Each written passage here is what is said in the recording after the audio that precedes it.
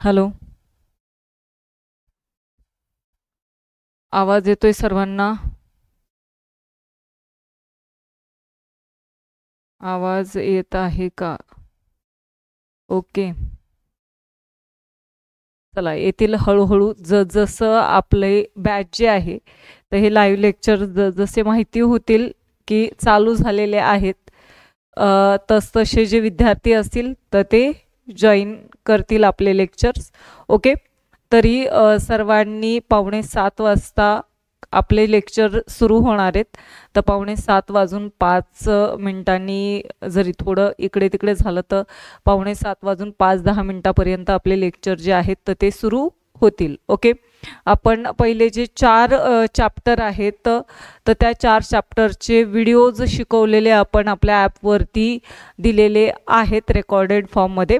त्यानंतर आपण जो 5वा चॅप्टर अणूंचे अंतरंग सुरू केलेला आहे तर काल आपण त्याच्यावरती काल आपण त्याचे काही पॉईंट्स घेतलेले आहेत. पहा, तर ते कोणते पॉईंट्स पाहिले होते आपण काल? द्रव्याची डेफिनेशन आपण बघितलेली आहे आणि द्रव्य जे आहे तर हे कशाचे तयार झालेले असतात, त्यांना काय म्हणतात हे आपण काल बघितलेलं आहे. त्याचबरोबर पहा, आपण पुढे हे जे काही वेगवेगळ्या प्रकारचे सायंटिस्ट आलेले आहेत तर त्या सायंटिस्टने ॲटमबद्दल अणूंबद्दल काय काय संरचना निर्माण केलेल्या आहेत, त्यांचे काय सिद्धांत सांगितलेले आहेत तर हे आपण बघितलं होतं. म्हणजे डाल्टनचा अणुसिद्धांत आपण पाहिलेला आहे. परमाणू जे महर्षी कणाद यांनी जे लहानात लहान कण आहेत तर त्यांना परमाणू नाव असं दिलं, हे आपण काल बघितलं. त्यानंतर पहा, आपण पाहिलं थॉम्सनचं प्लम पुडिंग प्रारूप.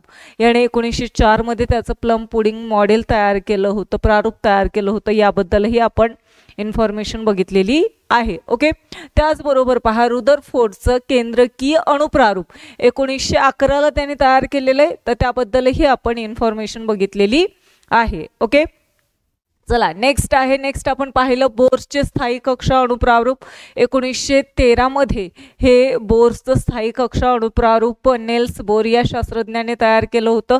याबद्दलही इन्फॉर्मेशन बघितलेली आहे. अणूंची संरचना, अणूंच्या संरचनेमध्ये 3 प्रकारचे काय असतात, अणुकणांचा समावेश झालेला असतो.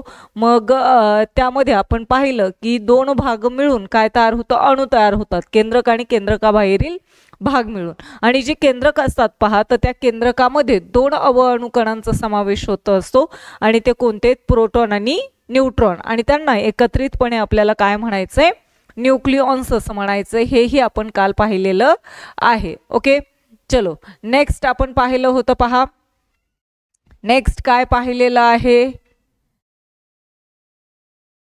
हाय कुमकर.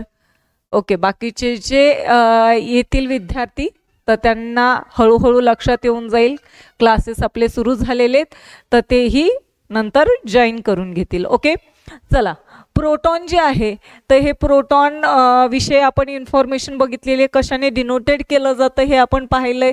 त्यानंतर त्याचं जे एका प्रोटॉनचं वस्तुमान किती असतं हे आपण बघितलं. त्याचबरोबर न्यूट्रॉन कशाने डिनोटेड करतात, इलेक्ट्रॉन कशाने डिनोटेड केलं जात असतं. त्यानंतर त्याचं जे काही एक प्रोटॉन असेल तर या एक प्रोटॉनवरती चार्ज जो आहे तर तो एक चार्ज याची व्हॅल्यू किती असते तेही तुम्हाला काल मी सांगितलेलं होतं. ओके, आज आपल्याला पहा, आज आपल्याला अणुअंक काय आहे, अणुवस्तुमानांक काय आहे याबद्दलची इन्फॉर्मेशन पाहिजे आहे. ओके, मग आता पहा, अणुअंक कशाला म्हणायचंय, आपण अणुअंकाला काय म्हणत असतो, ॲटॉमिक नंबर असं म्हणतो. काय म्हणतो, ॲटॉमिक नंबर असं म्हणत असतो. काय म्हणायचंय, ॲटॉमिक नंबर असं म्हटलं जातं. Atomic number. ओके, मग आता पहा, ॲटॉमिक नंबर कशाला म्हणायचंय, खूप महत्वाचं आहे. पहा हे ॲटॉमिक नंबर, कारण की अणुअंक जो आहे, जर अणुअंक तुम्हाला माहिती असतील एलिमेंटचे तर त्याच्यावरूनच तुम्हाला मूलद्रव्यांचं, एलिमेंटचं इलेक्ट्रॉनिक कॉन्फिगरेशन काढता येतं, म्हणजे इलेक्ट्रॉनचं संरूपण तुम्हाला काढता येत असतं. जर अणुअंक माहीत नसेल तर तुम्हाला इलेक्ट्रॉनचं संरूपण काढता येणार नाही. ओके, त्यामुळे अणुअंक म्हणजेच इलेक्ट्रॉनिक कॉन्फिगरेशन काढण्यासाठी ॲटॉमिक नंबर जे आहे तर हे खूप इम्पॉर्टंट आहे, महत्त्वाचं आहे. मग आता पहा, अणुअंक कशाला म्हणायचे आपल्याला? अणूच्या केंद्रकातील प्रोटॉन्सची संख्या, फक्त कशाची सांगितले? प्रोटॉन्सची संख्या जी असते म्हणजे त्या मूलद्रव्याचा काय असतो? अणुअंक असतो. म्हणजे एखादा आपण ॲटम घेतला, फॉर एक्झाम्पल काय घेतला आपण? सोडियम जो आहे तर हा सोडियम ॲटम घेतला आणि या सोडियमच्या केंद्रकामध्ये किती प्रोटॉन आहेत? 11 प्रोटॉन आहेत. किती प्रोटॉन आहेत केंद्रकामध्ये? 11 प्रोटॉन आहेत. तर जेवढे प्रोटॉन असतात तेवढा त्याचा काय असतो? अणुअंक असतो. तेवढा त्याचा काय असतो? अणुअंक असतो, ॲटॉमिक नंबर असतो. ओके. मग जर मॅग्नेशियम घेतलं तर मॅग्नेशियमच्या केंद्रकामध्ये किती प्रोटॉन्स आहेत? तर 12 आहेत. मग मॅग्नेशियमचा ॲटॉमिक नंबर किती येणार? 12 येणार. ॲल्युमिनियमच्या केंद्रकामध्ये किती आहेत? तर 13 प्रोटॉन्स आहेत. मग त्याचा ॲटॉमिक नंबर किती येणार आहे? किती येणार आहे? 13 येणार आहे. ओके. मग अशा प्रकारे काय केलं जातं? जेवढे प्रोटॉनची संख्या असते केंद्रकामध्ये तेवढा त्याचा काय असतो? अणुअंक असतो, म्हणजेच ॲटॉमिक नंबर असतो. ओके. चलो, आणि हा जो काही अणुअंक आहे तर हा कोणत्या संज्ञेने दर्शवतात? झेड या संज्ञेने. कोणत्या संज्ञेने दर्शवला जातो? म्हणजे त्याचा सिम्बॉल काय आहे? ॲटॉमिक नंबर जो आहे तर हा कोणत्या सिम्बॉलने डिनोट केला जातो? झेड या सिम्बॉलने डिनोट केला जात असतो. आणि आणखी एक गोष्ट, तुम्हाला हे जे अणुअंक आहेत म्हणजे मूलद्रव्य जे आहेत तर हे मूलद्रव्य तुम्हाला या चॅप्टरसाठी म्हणा, पुढच्या चॅप्टरसाठी म्हणा किंवा 10वी पर्यंत तुम्हाला 1 ते किती? 1 ते 20 जे एलिमेंट आहेत म्हणजे मूलद्रव्य जे आहेत तर हे तुम्हाला पाठ असणं खूप महत्त्वाचं आहे.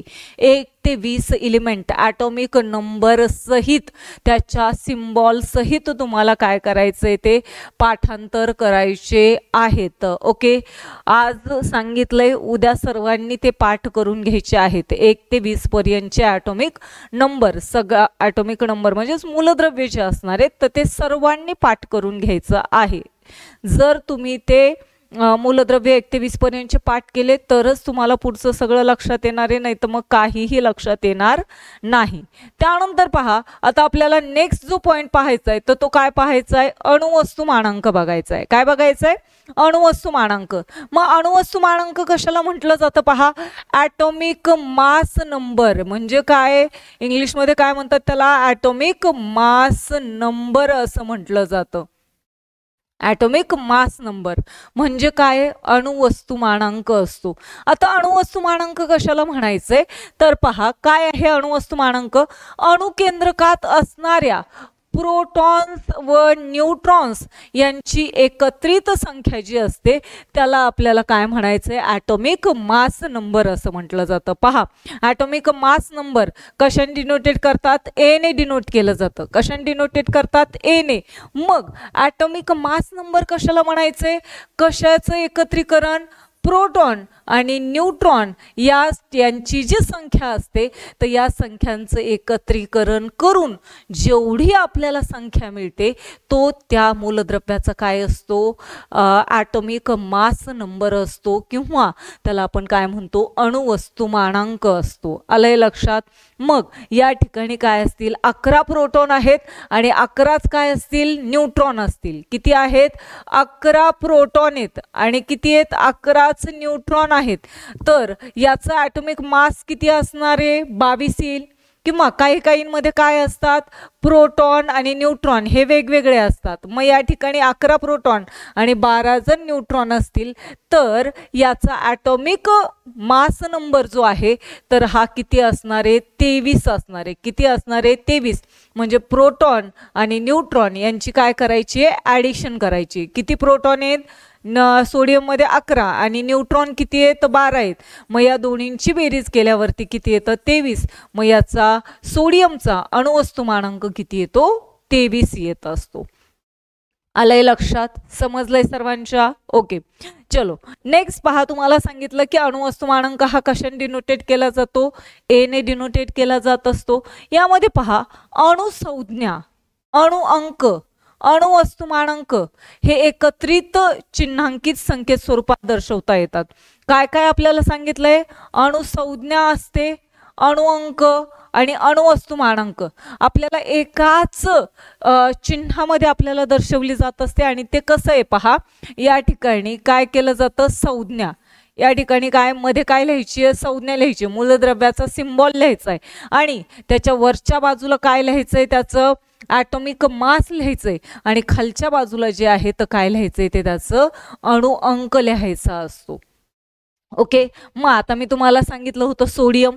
मग सोडियमची संज्ञा काय आहे, सोडियमची संज्ञा काय आहे, Na. सोडियमचा ॲटॉमिक मास किती काढला आपण, 23. मग हा कुठे येणार, वरती. मग अणुअंक किती आहे, जेवढे प्रोटॉन असतात तेवढाच त्याचा अणुअंक असतो. मग प्रोटॉन किती आहे तिथं, 11. म्हणजे त्याचा अणुअंक किती आहे, 11. मग अशा प्रकारे काय केलं जातं, अणुअंक, अणुवस्तुमानांक आणि अणुसंज्ञा हे अशा प्रकारे चिन्हांद्वारे आपल्याला लिहिता येत असतात. आलंय लक्षात. ओके, कसं लिहायचंय ते. नेक्स्ट पहा, या ठिकाणी तुम्हाला तेच सांगितलंय चिन्हांच्या स्वरूपामध्ये कसं लिहायचंय. या ठिकाणी कार्बनचं तुम्हाला दिलेलं आहे. पहा, कार्बन ही काय संज्ञा आहे, त्याचा ॲटॉमिक मास किती आहे, 12 आहे आणि त्याचा ॲटॉमिक नंबर किती आहे, अणुअंक किती आहे, 6 आहे. ओके, मग आता या ठिकाणी तुम्हाला सांगितले प्रोटॉनची संख्या किती आहे, 6. कार्बनचा अणुअंक म्हणजेच काय, प्रोटॉनची संख्या. अणुवस्तुमानांक किती आहे त्याचा, 12 आहे. यावरून कार्बनच्या केंद्रकात 12 वजा 6 म्हणजे न्यूट्रॉन काढायचे. काय काढायला सांगितले तुम्हाला, न्यूट्रॉन. आता तुम्हाला माहिती आहे अणुवस्तुमानांक म्हणजेच ॲटॉमिक नंबर किती आहे, ॲटॉमिक नंबर पहा, A इज इक्वल टू मी तुम्हाला सांगितलं होतं P प्लस काय, N, P प्लस N. मग आता आपल्याला ॲटॉमिक मास माहिती आहे, ॲटॉमिक मास किती आहे आपल्याकडे, 12. प्रोटॉनची संख्या किती आहे, 6 आणि काढायचं आहे काय आपल्याला, N. मग आता N ला 6 हे प्लसमध्ये, इकडे गेल्यावर काय होणार, मायनसमध्ये. मग N इज इक्वल टू काय येणार, 12 वजा 6. मग N ची संख्या किती आली, न्यूट्रॉन किती आले या ठिकाणी, 6. न्यूट्रॉन किती आले, 6 येणार आहेत. समजलंय, आलंय लक्षात सर्वांच्या. ओके, तसंच पहा इलेक्ट्रॉनची संख्या प्रोटॉनच्या संख्ये एवढीच असते, म्हणजेच 6 आहे हे देखील आपल्याला सांगता येत असतं. आता याच्यामध्ये पहा व्यवस्थित गोष्टी लक्षात राहू द्या. जेवढी प्रोटॉनची संख्या असते, जेवढी प्रोटॉनची संख्या असते तेवढीच कशाची संख्या असते, इलेक्ट्रॉनची संख्या असते. कशाची संख्या असते, इलेक्ट्रॉनची. आणि तेवढाच त्याचा काय असतो, ॲटॉमिक नंबर असतो. काय असतो, तेवढाच त्याचा ॲटॉमिक नंबर असतो. म्हणजे 11 प्रोटॉन असतील तर इलेक्ट्रॉन पण किती येणार आहेत, 11. त्याचा अणुअंक पण किती येणार आहे, 11च येणार आहे. फक्त न्यूट्रॉन त्याच्यामध्ये वेगळे जातात. न्यूट्रॉन हे तेवढेच असू शकतात किंवा जास्त कमी होत असतात आणि ते जास्त कमी झाल्यामुळे अणुवस्तुमान सुद्धा कधी कधी काय होतं, वेगवेगळ्या प्रकारे येऊ शकतं. कारण की अणुवस्तुमानाचा फॉर्म्युलाच काय आहे, A is equal to P plus N. म्हणजे प्रोटॉन आणि न्यूट्रॉन यांची जर सम केली, ॲडिशन केली तर आपल्याला काय मिळतं, अणुवस्तुमानांक मिळत असतो. आलंय लक्षात, समजलंय का. समजलं असेल तर यस म्हणून टाकायचं आहे. ओके, चलो यस. चला, या ठिकाणी आपण काय पाहिलं, अणुअंक आणि अणुवस्तुमानांक बघितलेले. नेक्स्ट आपल्याला पाहायचंय पहा इलेक्ट्रॉन वितरण.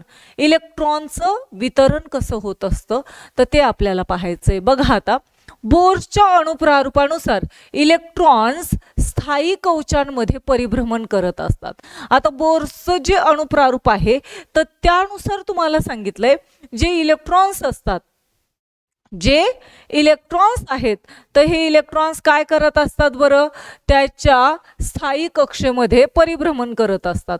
म्हणजे अशा प्रकारे काय करतात, हे अशा प्रकारे त्याच्या स्थायी कक्षेमध्ये काय करतायत, परिभ्रमण करतायत. म्हणजे फिरताना आपल्याला दिसून येत असतात. ओके, या कवचांना विशिष्ट ऊर्जा असते. हे जे कवच आहेत, आतमधलं एक आहे, हे दुसरं आहे, हे तिसरं आहे, तर या प्रत्येक कवचांना काय असते, एक विशिष्ट ऊर्जा असते, त्या कवचांची एक काय असते, स्पेसिफिक एनर्जी असते पहा त्याच्यामध्ये.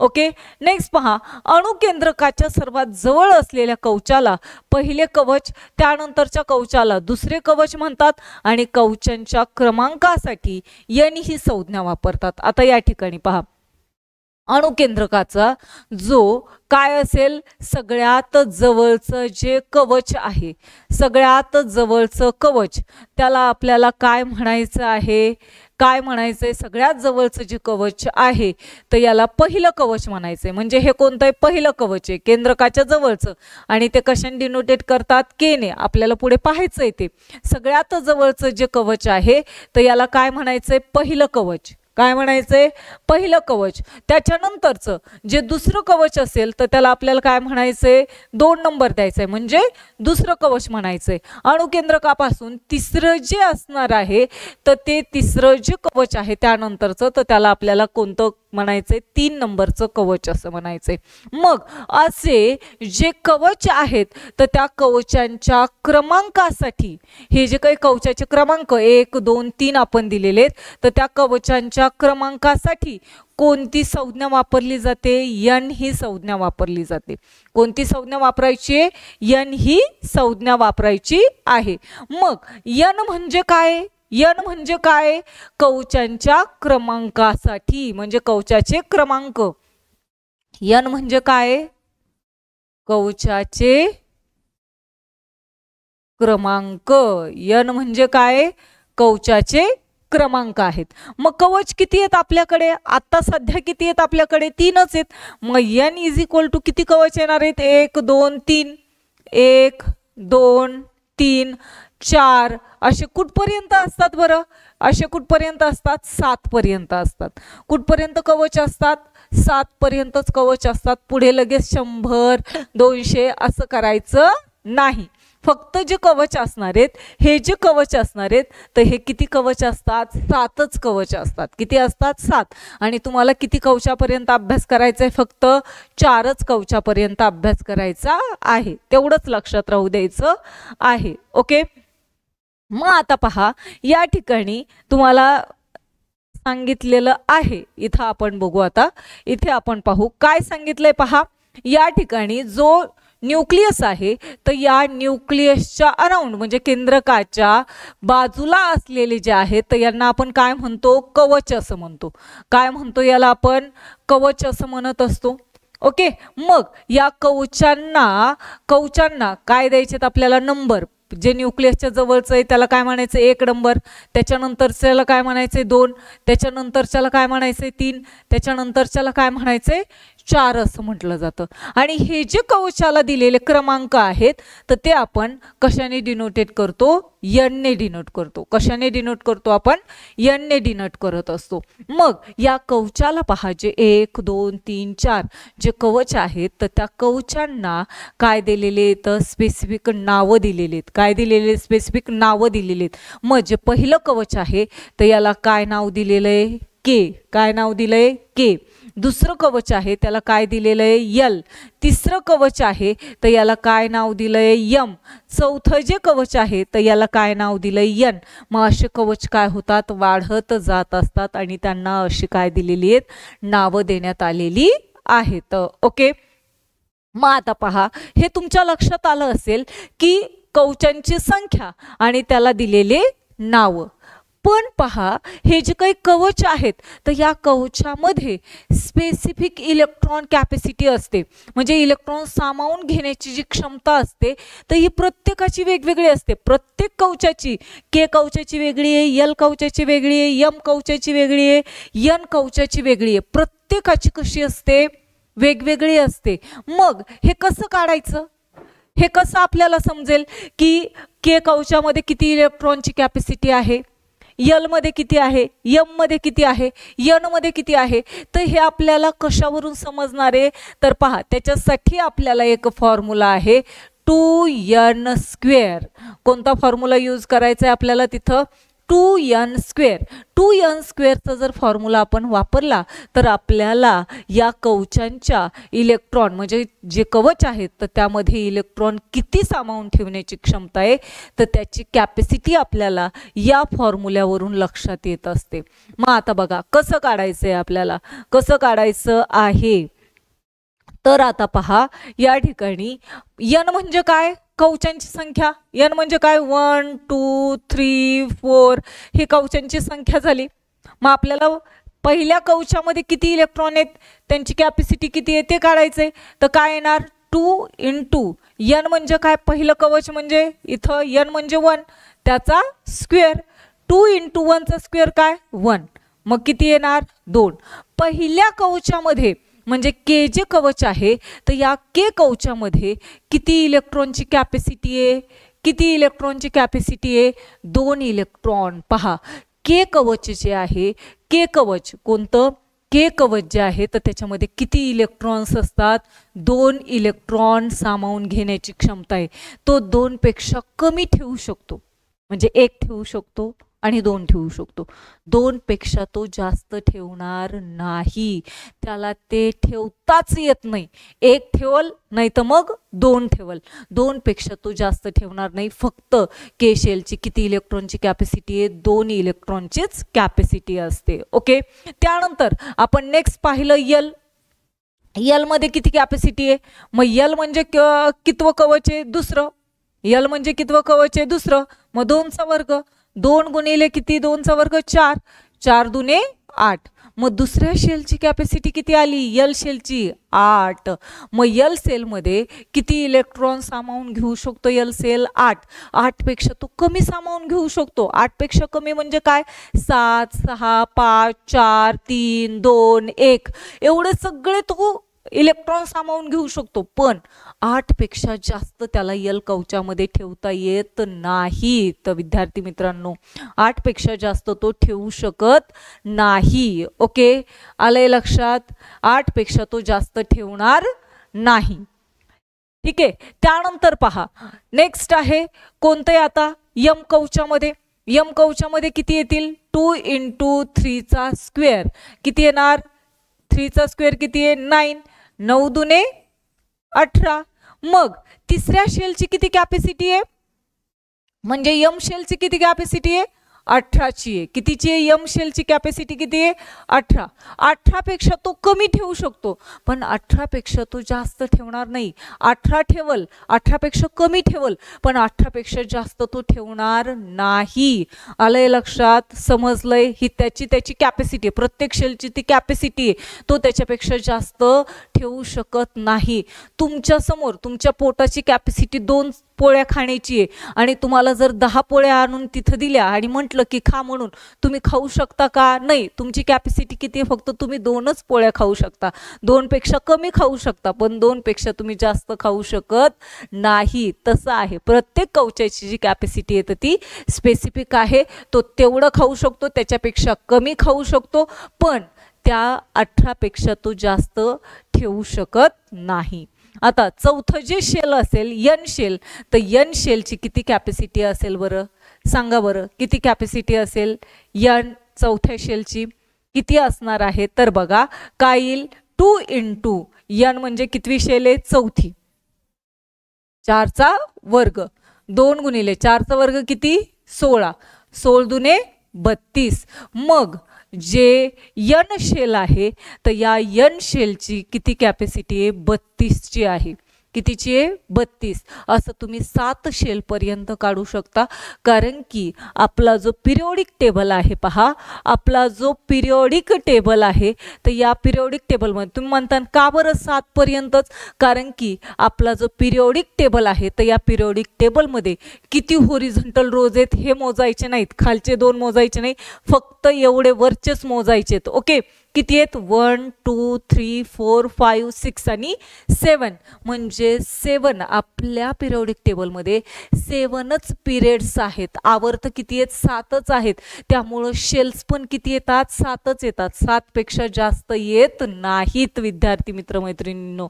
ओके आणि त्यामुळे ह्या ज्या शेल्स येणार आहेत तर त्या पण किती येणार आहेत 7च येणार आहेत. तुम्हाला आता 10वी पर्यंत अभ्यासायला फक्त 4च शेल्स आहेत. कोणत्या KLMN एवढ्या शेलचा व्यवस्थित अभ्यास करायचा आहे. ओके आलंय लक्षात सर्वांच्या. ठीक आहे हे व्यवस्थित लक्षात ठेवायचे कारण की हे तुम्हाला 8वीलाच नाहीये तुम्हाला 9वीला पण आहे आणि 10वीला पण आहे. आता जर तुम्हाला इलेक्ट्रॉनिक कॉन्फिगरेशन कसं काढायचं इलेक्ट्रॉनचं संरूपण कसं काढायचं इलेक्ट्रॉनचं वितरण कसं करायचं हे जर समजलं तर तुम्हाला 10वी पर्यंत काहीच अडचण येणार नाहीये.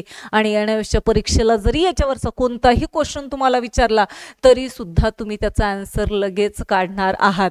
त्याचा फॉर्म्युला फक्त व्यवस्थित लक्षात ठेवायचा आहे. फॉर्म्युला व्यवस्थित लक्षात ठेवायचा आहे. मग आता बघा आता तुम्हाला सांगितलं की एखादा एलिमेंट घेतला आपण काय घेतला ह्या पिरियोडिक टेबलमधून या पिरियोडिक टेबलमधून एखादा एलिमेंट घेतला. फॉर एक्झाम्पल काय घेतलाय मॅग्नेशियम. मॅग्नेशियमचा ॲटॉमिक नंबर काय दिसत नसेल मोठं करते मी. ठीक आहे आता दिसत असेल. मॅग्नेशियमचा ॲटॉमिक नंबर किती आहे 12 आहे. किती आहे 12 आहे. मी तुम्हाला सांगितलं होतं अणुअंक जो आहे तर अणुअंक हा कशावरून आपण काढतो प्रोटॉनच्या संख्येवरून किंवा इलेक्ट्रॉनची संख्या. प्रोटॉनची संख्या आणि इलेक्ट्रॉनची संख्या सेमच असते आणि अणुअंकही कसा असतो सेमच असतो. मग आता आपल्याला तुम्हाला सांगितलंय कुठून कुठपर्यंत 1 पासून ते 20 पर्यंत एलिमेंट तुम्हाला माहिती पाहिजेत. कोणते तर 1 नंबरला अणुअंक आणि सिरियली पाठ करायचेत. मध्येच कोणतंही कुठं पाठ करायचं नाही नाही तर तुम्ही चुकताल. पहिला 1 जो आहे ॲटॉमिक नंबर तिथं काय हायड्रोजन 1ला काय हायड्रोजन 2 काय हेलियम 3 काय lithium 4 beryllium 5 boron 6 carbon 7 nitrogen 8 oxygen 9 fluorine 10 neon 11 sodium 12 magnesium 13 aluminium 14 silicon 15 phosphorus 16 sulphur 17 chlorine 18 argon 19 potassium आणि 20 काय आहे कॅल्शियम. 20 पर्यंतचे तुम्हाला एलिमेंट पाठच असायला पाहिजेत. अणुअंकाप्रमाणेच ते पाठ करायचे आहेत. तुम्हाला जर मध्येच सांगितलं की ॲल्युमिनियमचा ॲटॉमिक नंबर किती आहे तर तुम्हाला डोळे झाकून सांगता आलं पाहिजे की ॲल्युमिनियमचा ॲटॉमिक नंबर काय 13 आहे. काय 13 आहे. क्लोरीनचं किती आहे असं जर विचारलं तर तेही तुम्हाला सांगता आलं पाहिजे. क्लोरीनचा ॲटॉमिक नंबर अणुअंक किती आहे 17 आहे. हे तुमच्या लक्षात राहायला हवं तरच तुम्ही काय करणार आहेत इलेक्ट्रॉनिक कॉन्फिगरेशन काढू शकतात विद्यार्थी मित्रांनो. समजलंय आलंय लक्षात. ओके चला मग आता आपण काय घेतलं मॅग्नेशियम. मॅग्नेशियमचं किती आहे ॲटॉमिक नंबर 12 आहे. किती आहे 12 आहे. मग आता आपल्याला या ॲटॉमिक नंबरवरून आपल्याला इलेक्ट्रॉनिक कॉन्फिगरेशन काढायचंय.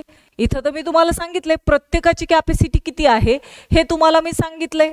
ठीक आहे आपल्याला फक्त आता कॅपॅसिटीचं बघायचंय. कॅपॅसिटी आपल्याला बघायची. ओके मग आता मला सांगा मी तुम्हाला काय सांगितलं मॅग्नेशियमचा ॲटॉमिक नंबर किती आहे 12 आहे.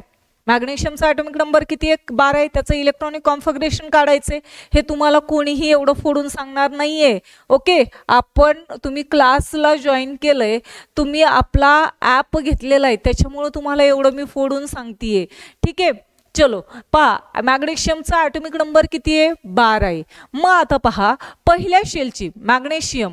मग या ठिकाणी काय लिहू आपण हा मॅग्नेशियम आहे म्हणजे हा केंद्रक आहे मॅग्नेशियमचं.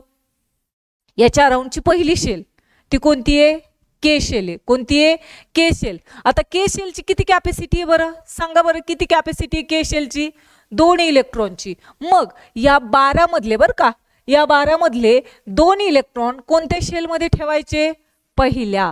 कोणत्या शेलमध्ये पहिल्या. ओके कारण की के शेलची किती आहे 2चीच आहे. 2 पेक्षा तू जास्त ठेवू शकत नाही. मग आता 12 मधले 2 इलेक्ट्रॉन कुठे गेले पहिल्या शेलमध्ये. राहिले किती बरं आपल्याकडे 10. किती राहिले आता 10, 12तून हे 2 वजा करायचे, आता किती राहिले 10. मग आता दुसऱ्या शेलची किती कॅपॅसिटी आहे 8ची, कितीची आहे 8ची. मग त्या 10 मधले 8 इलेक्ट्रॉन जे आहेत तर हे कुठे टाकायचे आपल्याला दुसऱ्या शेलमध्ये. 1 2 3 4 5 6 7 8 आलंय लक्षात. 8 आपण इलेक्ट्रॉन त्यामध्ये टाकले. आता पहा 10 मधले 8 गेले, आता किती राहिले आपल्याकडे 2. मग आता जे उरलेले 2 आहेत तर तिसऱ्या शेलची कॅपॅसिटी किती आहे 18ची. पण मी तुम्हाला काय सांगितलं 18 पेक्षा कमी तुम्ही ठेवू शकता पण 18 पेक्षा जास्त ठेवायचे नाही. मग उरलेले जे 2 इलेक्ट्रॉन आहेत तर ते कोणत्या शेलमध्ये द्यायचे ठेवून तिसऱ्या शेलमध्ये. कोणत्या तिसऱ्या शेलमध्ये. मग हे काय झालं आता मॅग्नेशियमचं इलेक्ट्रॉनिक कॉन्फिगरेशन झालं. काय झालं हे इलेक्ट्रॉनिक कॉन्फिगरेशन म्हणजे इलेक्ट्रॉनचं संरूपण झालं. आणि आता हे कसं लिहायचं बघा, कसं लिहायचं मॅग्नेशियमचं इलेक्ट्रॉनिक कॉन्फिगरेशन कसं लिहायचं. पहिल्या शेलमध्ये किती आहेत 2 कॉमा द्यायचा, दुसऱ्या शेलमध्ये किती आहेत 8 कॉमा द्यायचा, तिसऱ्या शेलमध्ये किती आहेत 2. मग हे काय झालं इलेक्ट्रॉनचं संरूपण लिहिण्याची पद्धत झाली 2 8 2. मग आता पहा यावरून सुद्धा तुम्ही ॲटॉमिक नंबर काढू शकता बरं का. 8 आणि 2 10, 10 आणि 2 12. काय आलं ॲटॉमिक नंबर 12. समजलंय सगळ्यांना, आलंय व्यवस्थित लक्षात. ओके चलायचं पुढं. अशाच प्रकारे आपण वेगवेगळे जे एलिमेंट्स आहेत तर त्या वेगवेगळ्या एलिमेंटचं इलेक्ट्रॉनिक कॉन्फिगरेशन आपण काढू शकतो. सर्वांनी घरी बसून 1 ते 20 पर्यंतचे काय काढायचे आहेत इलेक्ट्रॉनिक कॉन्फिगरेशन काढायचे आहेत. पोटॅशियमचं एक सांगते पहा, पोटॅशियमचं एक सांगते. पोटॅशियम के आणि पोटॅशियमचा जो ॲटॉमिक नंबर आहे कशाचा पोटॅशियमचा ॲटॉमिक नंबर हा किती आहे 19 आहे. पहिल्या शेलमध्ये किती येणार पोटॅशियमच्या पहिल्या शेलमध्ये 2च येणार, दुसऱ्या शेलमध्ये किती येणार 8, 8 आणि 2 किती झाले 10, 10 झाले. राहिले किती आपल्याकडे अजून 9 राहिले, किती राहिले 9. आता पहा या ठिकाणी तिसऱ्या शेलमध्ये 9 इलेक्ट्रॉन ठेवायचे नाही. आता त्याची एक पद्धत आहे, त्याची एक पद्धत आहे, ते 11वी 12वीला गेल्यावरती आहे तुम्हाला 1s आहे 1s स्क्वेअर असतं. अशा प्रकारची एक काय पद्धत आहे 11वी 12वीला गेल्याच्या नंतर आहे. त्याच्यामुळे पहा या ठिकाणी जे आपल्याला पाहायचंय तर पोटॅशियमचं 19 आहे, किती झाले 8 आणि 2 10, राहिले किती आपल्याकडे 9. तर तिसऱ्या शेलमध्ये सुद्धा अशा वेळेला किती इलेक्ट्रॉन ठेवायचे 8च ठेवायचे. 1 2 3 4 5 6 7 आणि 8, किती राहिले 8. मग 9 मधून 8 गेल्यावर किती राहिलं 1. मग शेवटच्या कक्षेमध्ये किती इलेक्ट्रॉन येणार 1 इलेक्ट्रॉन येणार. मग याचं इलेक्ट्रॉनिक कॉन्फिगरेशन काय येतं 2 8 8 1 येत असतं. पोटॅशियमचं इलेक्ट्रॉनिक कॉन्फिगरेशन किती येतं 2 8 8 1. 8 आणि 8 16, 17 18 आणि 19 हे काय झालं त्याचं इलेक्ट्रॉनिक कॉन्फिगरेशन. आणि अशा प्रकारे काय केलं जातं त्याचं स्ट्रक्चर काढता येत असतं. ओके आलंय सर्वांच्या लक्षात. चला मग आता पुढे आपल्याला पाहायचंय पहा मूलद्रव्याचं इलेक्ट्रॉन संरूपण जे मी तुम्हाला सांगितलेलं आहे. आता हे काही तुम्हाला पुन्हा पुन्हा डबल सांगायची गरज नाहीये. एखाद्या मूलद्रव्याच्या अणूंमधील इलेक्ट्रॉनची कवचनिहाय मांडणी म्हणजे त्या मूलद्रव्याचं इलेक्ट्रॉन संरूपण होय. जे आपण या ठिकाणी अशा प्रकारे इलेक्ट्रॉनची जी मांडणी केलेली आहे तर या मांडणीलाच इलेक्ट्रॉनच्या या मांडणीलाच काय म्हटलं जातं इलेक्ट्रॉनचं संरूपण असं म्हणायचं आहे. ओके KLMN च्या तुम्हाला किती क्षमता आहे हे इलेक्ट्रॉन कवचाचे सामावून घेण्याची तेही तुम्हाला सांगितलेलं आहे. ओके चलो नेक्स्ट आपल्याला पाहायचंय आता संयोजा कशी काढायची, संयोजा कशी काढायची हे आपल्याला पाहायचंय. समजलं आहे का, समजलं आहे का. चला यस म्हणून कमेंट करा. प्रणव जगताप आहे, संजय कुमकर आहे, 2 जण आहेत. ठीक आहे बाकीचे पण येतील हळूहळू. चला तुमच्या दोघांना समजलंय का. यस ओके चलो चला आपल्याला काय पाहायचंय, संयोजा बघायची, संयोजा कशी काढली जात असते. ओके, संयोजा कशी काढली जात असते हे आपल्याला पाहायचंय. पहा कशा प्रकारे आपण संयोजक काढत असतो. आता सगळ्यांना इलेक्ट्रॉनिक कॉन्फिगरेशन आपल्याला माहिती आहे. इलेक्ट्रॉनिक कॉन्फिगरेशन कसं काढायचं हे आपण बघितलेलं आहे. पहा आता याच्यावरून आपल्याला संयोजा कशी काढायची हे आपल्याला पाहायचंय. संयोजा म्हणजे काय, अणूंच्या संयोग पावण्याच्या शक्तीला, अणूंच्या संयोग पावण्याच्या शक्तीला काय म्हटलं जातं, संयोजा म्हणतो. काय म्हणतो त्याला, संयोजा. संयोजा हा अणूंचा मूलभूत रासायनिक गुणधर्म असतो. अणूंच्या बाह्यतम कवचाला काय म्हटलं जातं, संयोजा कवच असं म्हणतात. ज्या अणूंचे संयोजा कवच पूर्ण भरलेले असते अशा अणूंची संयोजा शून्य असते. आता हे सगळं तुम्हाला मी एका कशावरून सांगते, एक्झाम्पल वरून सांगू आपण आता. ठीक आहे, पाहता काय सांगितलंय तुम्हाला, मी अगोदरचं जे घेतलं सोडियम असेल किंवा काय असेल पोटॅशियम असेल तर त्याचं काय घेऊ आपण, जरा इलेक्ट्रॉनिक कॉन्फिगरेशन घेऊ. सोडियमचं एक घेऊ, सोडियम, आणि एक क्लोरीनचं एक घेऊ. ठीक आहे,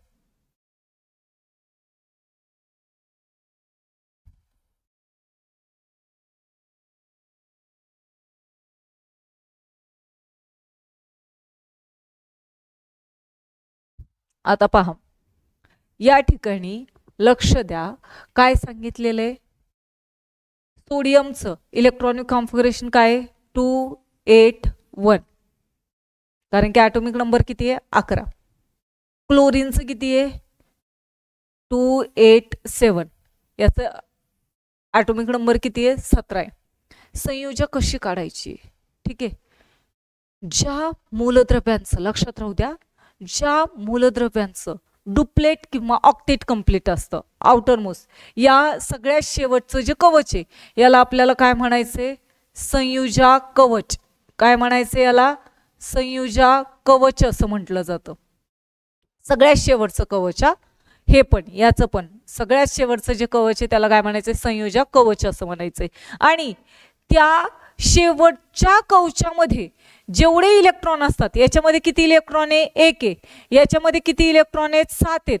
तर मग या शेवटच्या कवचामध्ये जेवढे इलेक्ट्रॉन्स असतात तर त्यांना आपल्याला काय म्हणायचंय, संयोजा इलेक्ट्रॉन. काय म्हणायचंय त्यांना आपल्याला, संयोजा इलेक्ट्रॉन्स असं म्हटलं जातं. काय म्हटलं जातं, संयोजा इलेक्ट्रॉन्स असं म्हणतात. ओके, व्हॅलन्स इलेक्ट्रॉन्स असं म्हटलं जात असतं. मग एक गोष्ट लक्षात राहू द्या, संयोजा जे असतात ज्या वेळेस इलेक्ट्रॉन काय केले जातात, तर दिले जातात किंवा घेतले जात असतात, त्यावरून त्याची काय ठरवली जाते, संयोजा ठरवली जात असते, बॅलन्सी ठरवली जात असते. मग जे इलिमेंट काय करतात, इलेक्ट्रॉन पूर्णपणे देऊन टाकतात, तेवढी काय असते त्याची बॅलन्सी. आणि जे इलेक्ट्रॉन काय करतात, तर घेत असतात, तेवढी काय असते त्याची बॅलन्सी असते. आता ते मी सांगते कशी आहे ते. ओके, लूज करणं आणि गेन करणं.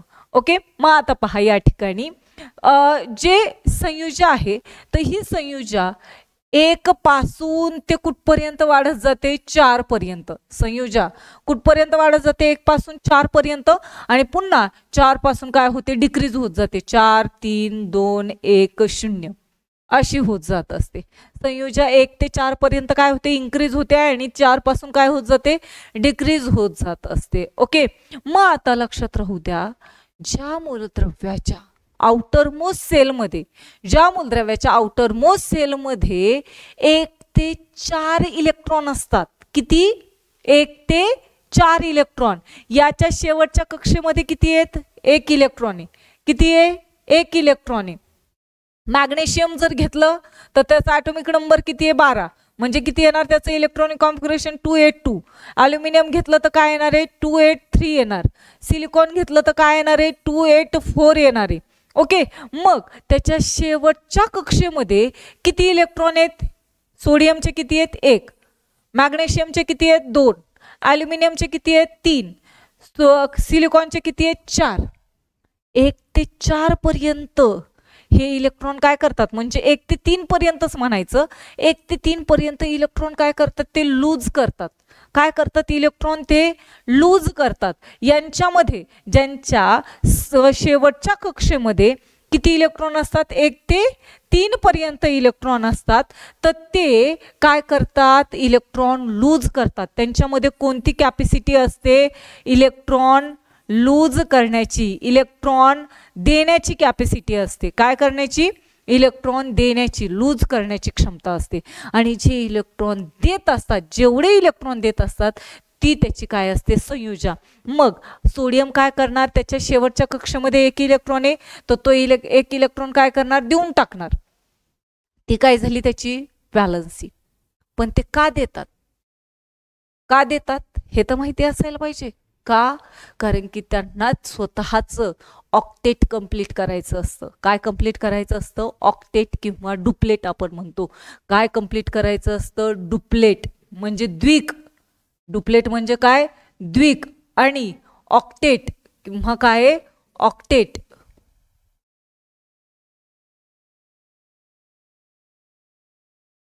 ऑक्टेट, ऑक्टेट म्हणजे काय, अष्टक, अष्टक स्थिती, ज्याच्यामध्ये 8 काय असायला पाहिजेत, इलेक्ट्रॉन असायला पाहिजेत. 8 इलेक्ट्रॉन जर असतील तर त्याची जी तो जो एलिमेंट असतो, तो जो मूलद्रव्य तर तो कसा असतो, स्थिर असतो. तो कोणत्याही रिॲक्शनमध्ये भाग घेत नाही. आलंय लक्षात, तो कोणत्याही रिॲक्शनमध्ये भाग घेत नाही. मग सोडियम पहा, सोडियमच्या आउटर मोस्ट सेलमध्ये 1च इलेक्ट्रॉन आहे. किती आहे, 1च आहे.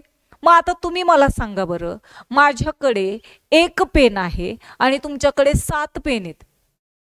तुमच्याकडे किती आहेत, 7 पेन आहेत, माझ्याकडे 1च पेन आहे. मला ऑक्टेट कंप्लीट करायचंय आणि तुम्हाला हे ऑक्टेट कंप्लीट करायचंय. मग तुम्ही मला 7 पेन देणार का, देणार का 7 पेन? मी जर तुम्हाला मागितले की तुझ्याकडचे 7 पेन मला दे, मला ऑक्टेट कंप्लीट करायचंय मला आणि स्टेबल व्हायचंय, तुम्ही काय म्हणता, अरे तू काही वेळ आहेस का, हा माझ्याकडे 7 आहेत, मग तू काय कर, तुझाच 1 इलेक्ट्रॉन, तुझाच 1 प्रोटॉन काय कर, मला दे आणि माझं ऑक्टेट कंप्लीट करू दे. हो की नाही.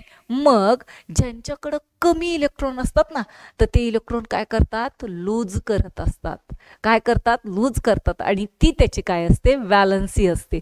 मग हा जो सोडियम आहे तर तो 1 इलेक्ट्रॉन काय करणार, लूज करणार. 7 इलेक्ट्रॉन तर त्याला कोणी देणार नाही ऑक्टेट कंप्लीट करायला.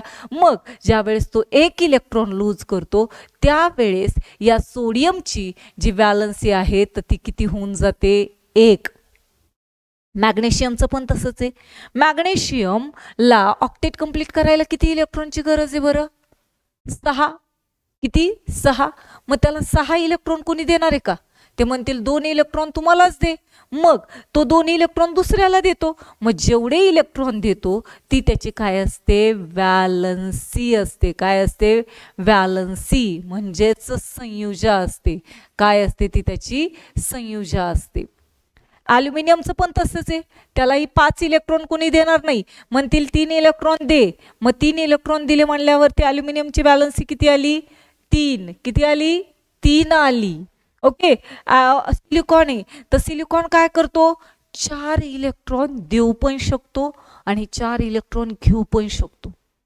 4 इलेक्ट्रॉन देऊ पण शकतो आणि 4 इलेक्ट्रॉन घेऊ पण शकतो. पण शक्यतो तो काय करतो, 4 इलेक्ट्रॉन घेतो, शेअरिंग मध्ये घेत असतो. काय करतो, शेअरिंग मध्ये. आणि ज्यावेळेस तो 4 इलेक्ट्रॉन घेऊ पण शकतो त्यावेळेस त्याची व्हॅलन्सी काय होऊन जाते, 4 होऊन जाते. काय होऊन जाते, 4 होऊन जाते. इथपर्यंत तर लक्षात आलं. आता पुढे पहा, पुढे जर आपण काय केलं, पुढं जर त्याचं आणखी आपण काय केले, दुसरे जर एलिमेंट घेतले, म्हणजे पुढचे सिलिकॉनचे पुढचे घेतले तर त्याचा ॲटॉमिक नंबर काय, 285 आहे, 286 आहे, 287 आहे आणि 288 आहे. आर्गॉनचं काय, 288 आहे. मग आता इथून पुढे पहा, इथून पुढे या 5ला ऑक्टेट कंप्लीट करायला कितीची आवश्यकता आहे बरं, 5 मध्ये किती मिळवल्यावरती 8 होतील, 6, 7, 8 म्हणजे 3. म्हणजे हा जो काही एलिमेंट आहे हा कोणता आहे, फॉस्फरस. तर या फॉस्फरसला काय करायचंय, त्याचं ऑक्टेट कंप्लीट करायचंय. काय कंप्लीट करायचंय, ऑक्टेट. मग त्याला किती इलेक्ट्रॉनची गरज आहे, 3 इलेक्ट्रॉनची. मग तो 5 इलेक्ट्रॉन देणार नाहीये, कारण की 5 हे जास्त आहेत आणि 3 कमी आहेत. तर हा काय करतो, हा जो एलिमेंट आहे तो काय करतो, 3 इलेक्ट्रॉन दुसऱ्याकडून घेतो. 3 इलेक्ट्रॉन काय करतो, तो दुसऱ्याकडून घेत असतो. आणि जेवढे इलेक्ट्रॉन त्याने ऑक्टेट कंप्लीट करण्यासाठी घेतलेले असतात ती काय असते, त्याची व्हॅलन्सी असते. ती काय असते, त्याची व्हॅलन्सी. मग आता याचं सांगा, याची किती व्हॅलन्सी असेल, 6 आहेत. ऑक्टेट कंप्लीट करायला त्याला कितीची आवश्यकता आहे, 2 इलेक्ट्रॉनची, 7 आणि 8. मग तो किती इलेक्ट्रॉन घेतो दुसऱ्याकडून, 2 इलेक्ट्रॉन घेतो. किती, 2 इलेक्ट्रॉन घेतो. मग त्याची व्हॅलन्सी किती आली, 2. इथं किती आहे, 7 आहे. ऑक्टेट कंप्लीट करायला 1 चीच आवश्यकता आहे. मग तो 1 इलेक्ट्रॉन काय करतो, दुसऱ्याकडून घेत असतो. मग क्लोरीनची व्हॅलन्सी काय आली, इथं 1 आली. किती आली, 1. आता आर्गॉन आहे, आर्गॉनचं तो ऑक्टेट कंप्लीट आहे. मग तो इलेक्ट्रॉन देत पण नाही, घेत पण नाही, तो स्टेबल आहे. तो रिॲक्शनमध्ये भागच घेत नाही. मग जो स्टेबल असतात, जे एलिमेंट स्टेबल असतात, स्थिर असतात, रिॲक्शनमध्ये भाग घेत नाहीत, अशा मूलद्रव्यांची व्हॅलन्सी काय असते, 0 असते. काय असते, 0 असते. कळालंय, समजलंय कशा व्हॅलन्सीज काढायच्या ते. आणि ह्या व्हॅलन्सीज ज्या आहेत तर त्या 1 पासून 4 पर्यंत इन्क्रीज होतात आणि तिथून पुढे काय होतात, डिक्रीज होत असतात. प्रत्येकाच्या बाबतीत असंच आहे, प्रत्येकाच्या बाबतीत असंच आहे. मग अशा प्रकारे तुम्ही काय करू शकता, व्हॅलन्सीज ज्या आहेत तर ते एलिमेंटच्या व्हॅलन्सी तुम्ही काढू शकता. समजलंय, आलंय लक्षात, ओके. चलो चलो, यस. जरा सर्वांनी लवकर जॉईन करत चलायचंय. ओके, येत आहेत, समजलंय का, चला यस म्हणून कमेंट करा. समजलं असेल, व्हॅलन्सी समजलंय का, व्हॅलन्सी. संजय कुमकर, कुमकर तुझं नाव काय आहे ते मला सेंड कर एकदा. ठीक आहे, समजलंय, ओके. चलो, प्रणव जगताप, जगताप समजलंय का, आणखी यस. काही अडचण आहे का व्हॅलन्सीज वगैरे काढण्यासाठी, काढू शकता सर्वजण.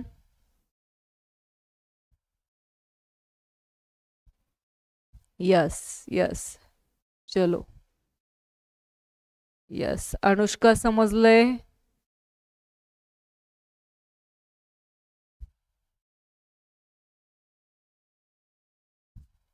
Yes, okay okay. चलो, रोज या वेळेलाच क्लासला यायचंय सर्वांनी, ठीक आहे. चलो, नेक्स्ट तुम्हाला हेच सांगितलेले व्हॅलन्सी कशी काढायची तेच आहे. आता हे काही सारखं सारखं घेऊत बसायचं नाही, तुम्हाला समजायला महत्त्व आहे. हे वाचून दाखवायला तर काय वाचून दाखवता येतं, पण तुम्हाला मी जे शिकवलंय ते जर व्यवस्थित समजलेलं असेल तर याची काही गरज नाही आहे, ठीक आहे. ओके, चला. समस्थानिके जे आहेत तर हे समस्थानिके काय आहेत तर ते समस्थानिके, ओके. समस्थानिके, समस्थानिकांचे उपयोग आणि अणुभट्टी, ठीक आहे. 2-3 पॉइंट राहिलेत, तर ते जे 3 पॉइंट आहेत तर ते आपण काय करू, उद्या घेऊ. ओके, चलो, चालेल. उद्या घ्यायचं का घ्यायचे आत्ता, सांगा तुम्हाला जर असेल, कारण की आपल्याला पुन्हा 8:30 वाजता यूट्यूबच्या लेक्चरला जॉईन करायचं आहे. ओके, 8:30 वाजता यूट्यूबला लाईव्ह आहे. 9वा चॅप्टर जो आहे डिझास्टर मॅनेजमेंट, यावरचे क्वेश्चन आपल्याला घ्यायचे. आणि यावरती सुद्धा आपण हा जो चॅप्टर घेतलेला आहे अणूंचे अंतरंग, तर त्याचे सुद्धा आपण यूट्यूबला क्वेश्चन आणि आन्सर घेतलेले आहेत. पण आपण या आपल्या ॲपवरती दुसरे क्वेश्चन्स घेणार आहोत, ठीक आहे. दुसरे क्वेश्चन्स घेण्याच्या ऐवजी तुम्हाला त्याची PDF जी आहे तर मी तुम्हाला ती PDF पाठवेल, तर सर्वांनी ते क्वेश्चन आणि आन्सर सोडवायचे, ठीक आहे. त्याचे आन्सर की पण पाठवणारे, पण अगोदर मनाने सोडवायचे त्याच्यावरचे क्वेश्चन आणि त्याच्यानंतर त्याचे आन्सर पाहायचेत. ओके. आत्ता घ्यायचं? किती वेळ झालेला आहे बाळांनो? ठीक आहे.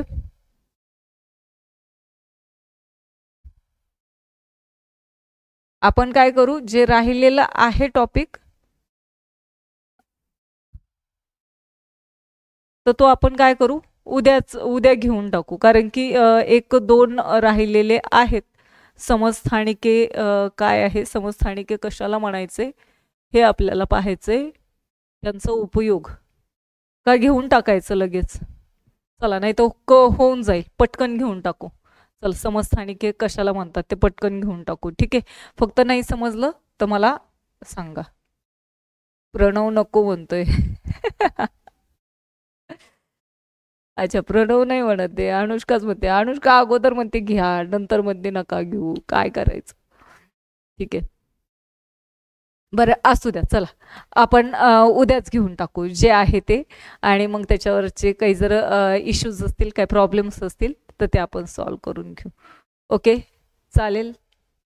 चला, आणि त्यावरती जर कोणते तुम्हाला अडचणी असतील तर ते आपण सॉल्व करून घेऊ. ओके, चला, या ठिकाणी आपण थांबू.